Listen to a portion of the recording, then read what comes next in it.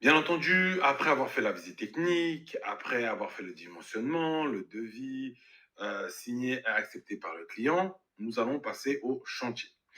Et la préparation d'un chantier, elle va consister à mettre les actions en œuvre pour la bonne réalisation et l'installation PV. Plus vous allez faire une bonne préparation de l'installation solaire à venir, plus elle va être simple, facile, et vous allez pouvoir faire une installation solaire qui va être la plus simple en raccordement possible. Pour préparer un chantier, l'entreprise elle va devoir faire plusieurs étapes. Identifier les équipements solaires installés, identifier les différents matériels et outils qui vont servir sur le chantier pour éviter justement de se dire ah ben on a oublié tel ou tel outil donc il faut retourner donc perdre du temps. Identifier les risques et les mesures de sécurité, bien entendu, il y a des risques sur une installation PV, il faut toutes et tous les identifier. Réaliser le planning d'exécution de travaux, bon ça se fait bien en amont.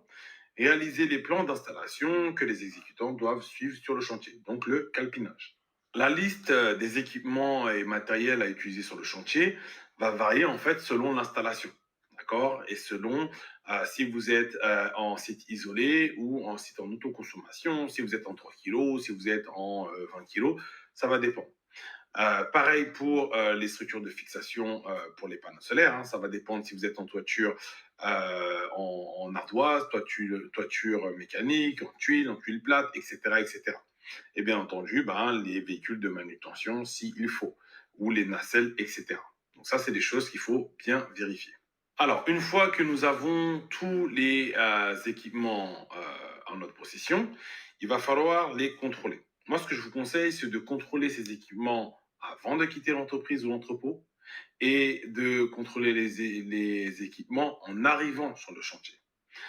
Pourquoi? Il y a certaines entreprises qui vont se faire livrer le matériel dans leurs locaux, puis partir avec le matériel sur le chantier. Et d'autres entreprises qui vont faire livrer le matériel directement chez le client. La première chose qu'il y a à faire, c'est de contrôler le matériel. Donc, consulter les fiches techniques qui sont associées à chaque panneau solaire, identifier attentivement la notice d'installation pour vous familiariser avec les consignes spécifiques. Ça va dépendre si vous changez de matériel ou pas. Inspecter chaque module, s'ils ne sont pas cassés, fissurés, rayés, etc. etc. Que ce soit dans le cas où vous faites venir le matériel dans vos locaux et vous partez sous chantier, ou dans le cas où vous faites livrer directement chez le client, vérifiez toujours. Ensuite, prendre les mesures. Ça, c'est des choses qui peuvent être faites, des mesures électriques, hein, à l'aide d'un multimètre ou un analyseur de panneaux solaires, etc.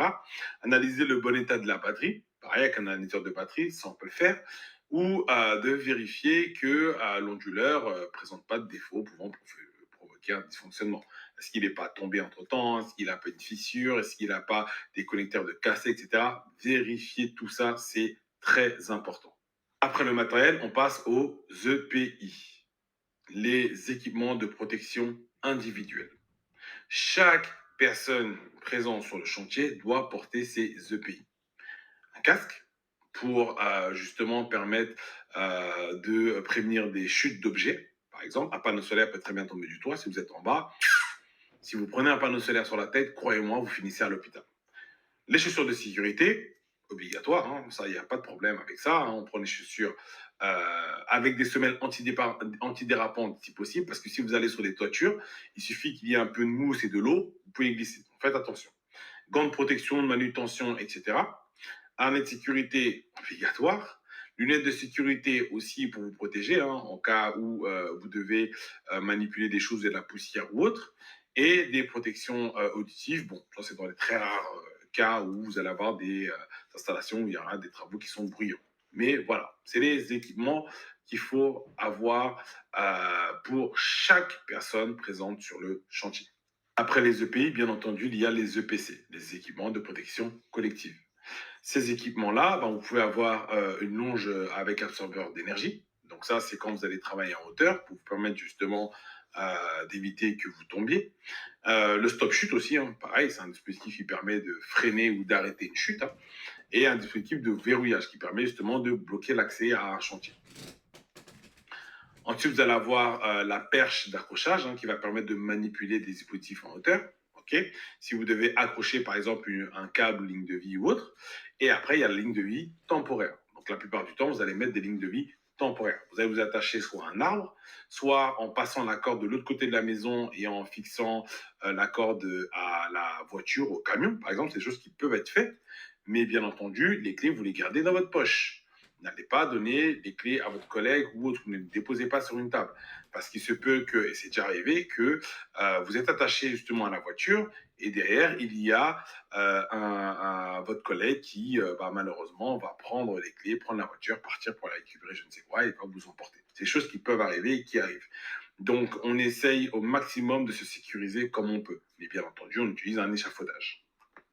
Donc, vous allez faire les points d'ancrage au niveau de la toiture, hein, aussi, qui vous permettent justement de vous accrocher et d'accrocher votre ligne de vie, tout simplement. Et après, il y a tout ce qui est ceinture, porte-outils, etc. Mais il faut savoir que l'échafaudage est indispensable, voire obligatoire sur une installation de PV pour travailler en toute sécurité. Pour résumer les équipements de protection collective, hein, vous avez les garde-corps, les dispositifs de recueil rigide, les dispositifs de recueil souple, donc les filets ou les barres de protection installées sous les zones de risque, ou les filets de sécurité suspendus pour amortir les chutes. Ensuite, vous avez l'échafaudage fixe ou roulant et les nacelles. Là, ça va être pour les gros chantiers. Pour vous montrer un peu à quoi ça ressemble, donc à gauche, là, vous avez un échafaudage hein, qui va vous permettre justement de pouvoir travailler en toute sécurité, avec en plus un monte-charge qui vous permet de monter les panneaux solaires. D'accord? Parce que porter les panneaux solaires à bout de bras, à un moment donné, ça use le corps et ça ajoute de la fatigue en plus. Donc, ça vous rend moins vigilant et ça intensifie les risques d'accident. Après, vous avez les garde-corps périphériques hein, sur le côté qui vous permettent justement de ne pas tomber. Vous allez avoir les filets de protection. Vous pouvez aussi mettre, au cas de chute, les filets vont venir retenir et justement éviter qu'une personne se blesse en cas de chute. Après, il y a les balustrades aussi, parfois sur les toits plats qui sont déjà présentes. Hein, mais s'il faut en acheter, ajoutez-en. Et vous allez avoir ici les aisselles de toit aussi. Des aisselles de toit, de couvreurs qui sont aussi indispensables, hein, moi je le dis toujours, hein, et une échelle de toit, ce qui vous permet justement de pouvoir monter sur le toit en toute sécurité sans casser les tuiles et vous permettre aussi de pouvoir vous déplacer sur le toit. Donc vraiment, c'est quelque chose d'assez indispensable, donc n'hésitez surtout pas à en utiliser une. Bien entendu, on utilise des cônes pour pouvoir délimiter la zone de travail. Il faut savoir qu'à partir du moment où vous allez chez un client, à partir du moment où vous délimitez une zone de travail, cette zone de travail n'appartient plus au client. C'est votre propriété. Même si vous êtes chez le client, c'est votre propriété. Le client n'a pas droit de mettre un seul pied dans cette zone-là. Clairement, il faut être assez ferme avec ça, leur expliquer que c'est des zones où vous n'avez pas droit d'entrer. Il peut y avoir des clients qui sont assez curieux, donc venez regarder un peu ce que vous faites.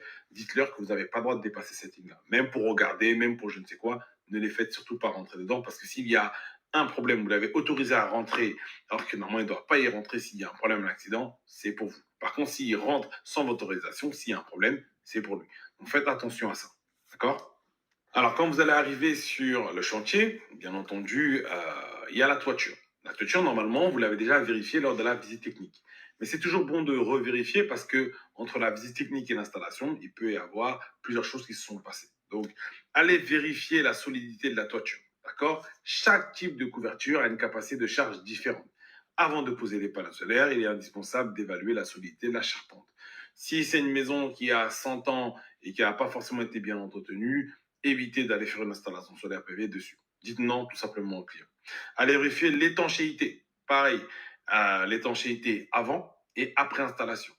Après installation, c'est simple, vous juste à jeter de l'eau sur la toiture. Une personne qui va en dessous au niveau des combles, regardez s'il n'y a pas de fuite. Aussi simple que ça. Et l'exposition aussi. D'accord? Orienter les panneaux solaires selon la meilleure inclinaison pour chaque type de toiture afin d'optimiser la production d'énergie. Bien entendu, ça se fait en amont du chantier. Quand vous êtes sur le chantier, tout ça, ça a déjà été vérifié, tout ça, ça a déjà été calculé et normalement, vous avez plus forcément de soucis avec ça. Maintenant, lors de l'installation des panneaux solaires, vous allez commencer par mettre les fixations, les supports, les étriers, etc. Et ben, nous allons faire attention à ça. D'accord? Nous allons déjà commencer à enlever les tuiles. Ensuite, vous allez poser les pattes de fixation pour venir les visser. On les visse avec au moins 3 vis, d'accord? À bois, bien entendu, sur les chevrons. Essayez de faire en sorte que ces pattes de fixation soient mis de façon assez équilibrée sur la toiture. Ne mettez pas toutes les pattes de fixation à gauche ou toutes à droite, équilibrez-les pour pouvoir justement répartir le poids des panneaux solaires sur la toiture. C'est quelque chose qui est assez important à faire et ne laissez pas une patte de fixation avec une seule ou deux vis parce que malheureusement, les panneaux solaires vont être soumis au vent et avec de l'arrachage en fait carrément du système solaire lorsqu'il va y avoir de grands vents. Donc les panneaux solaires, c'est exactement comme une voile, hein, donc il faut faire attention à ça, fixer bien les crochets sous les toitures. Pour la pose des panneaux, bah pareil, hein, les panneaux solaires, on les fixe avec les étriers, on les fixe de façon correcte, d'accord. Ne les vissez pas juste avec deux, trois coups de tournevis. Hein. Il faut bien s'assurer que chaque panneau solaire est raccordé électriquement au précédent et mécaniquement sur le système de montage. D'accord. C'est vraiment très, très, très important de faire ça et de vérifier tout ça parce que malheureusement, si aussi vous ne le faites pas dans l'ordre, à un moment donné, vous allez vous trouver à bah, qu'est-ce que je fais? Je dois aller installer le panneau solaire qui est là-haut, mais je peux pas, j'ai pas de passage. Est-ce que je marche sur des panneaux solaires? Non, on ne marche pas sur les panneaux solaires. Donc on commence par le haut et on redescend petit à petit pour pouvoir les installer. D'accord. Et on vérifie toujours avant de les fixer qu'ils soient branchés électriquement parlant. Sinon, vous allez devoir redémonter, soulever le panneau solaire, le brancher, etc. Ensuite, pour les équipements électriques, onduleurs, les coffrets ACDC, etc. On les installe dans les endroits les plus adéquats. Hein. La plupart du temps, ça va être à l'intérieur du client. Sur les photos au-dessus, c'est des onduleurs qui sont installés sur des zones en extérieur, mais c'est des onduleurs qui sont exprès pour justement être en extérieur. La plupart du temps, vous allez les installer dans le garage, dans la cave ou autre chez les clients. Et ben, pareil, on ne les installe pas n'importe comment, on vérifie bien pour permettre à l'installation de fonctionner. D'accord.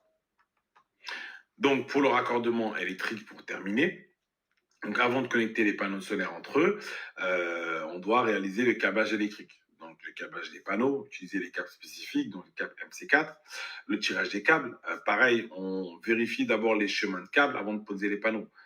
Dites-vous, bah, on va faire passer les câbles par tel ou tel endroit.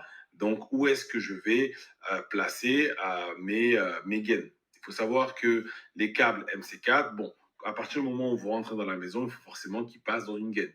Où vous allez faire passer le câble, ne mettez surtout pas le câble en dessous d'une toiture. Enfin, en dessous d'une tuile, pardon. Parce que ça va faire un pincement sur le câble MC4 et ce pincement va détériorer le câble avec le temps. Une toiture, ça bouge, bah, en bougeant, ça va commencer à gratter petit à petit l'isolant du câble et malheureusement, ça risque de poser problème.